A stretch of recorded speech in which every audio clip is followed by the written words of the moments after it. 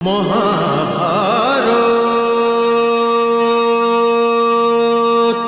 আপনি কি চিন্তায় মগ্ন প্রভু?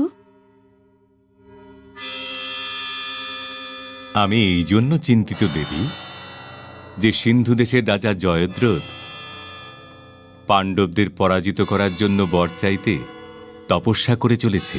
তবে আপনি কি করবেন প্রভু? পাণ্ডব তো পৃথিবীর মধ্যে সত্যের প্রতিবিম্ব, আর স্বয়ং নারায়ণের কৃপা ছায়া রয়েছে। যদি আমার স্থানে তুমি হতে তাহলে কি করতে?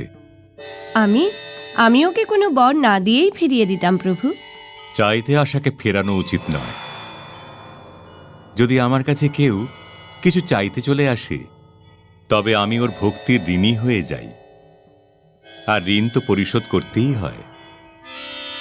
আমি চাইতে আশাকে রিক্ত হাতে ফিরিয়ে দিতে পারবো না। তবে কি আপনি? এটাই তো চিন্তা। যা আমি দিতে পারবো না ও তো আমি দেবই না, কিন্তু ওকে কিছু না কিছু তো অবশ্যই দিতে হবে, আর আমি ওকে কিছু না কিছু অবশ্যই দেব। তুমি চিন্তা করো না, যেটা হয়ে চলেছে তাকে চুপচাপ শুধু দেখে যাও। রক্তের এক সমুদ্র মন্থনের সময় ক্রমশ এগিয়ে আসছে।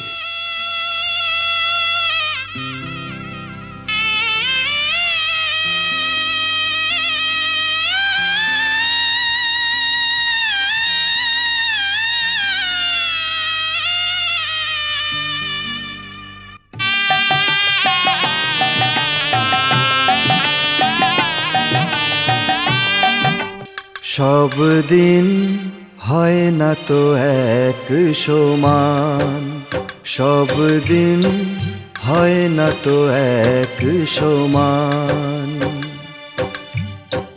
পঞ্চ পাণ্ডব বনে বনে ঘোরে, পঞ্চ পাণ্ডব বনে বনে ঘোরে, সঙ্গে দ্রৌপদী ম্লান।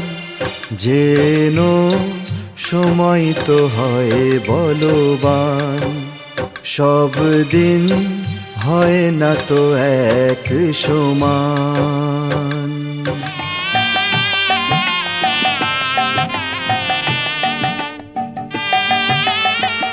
রাজমহলে ছিল বাসস্থান, রেশম বস্ত্র ছিল পরিধান।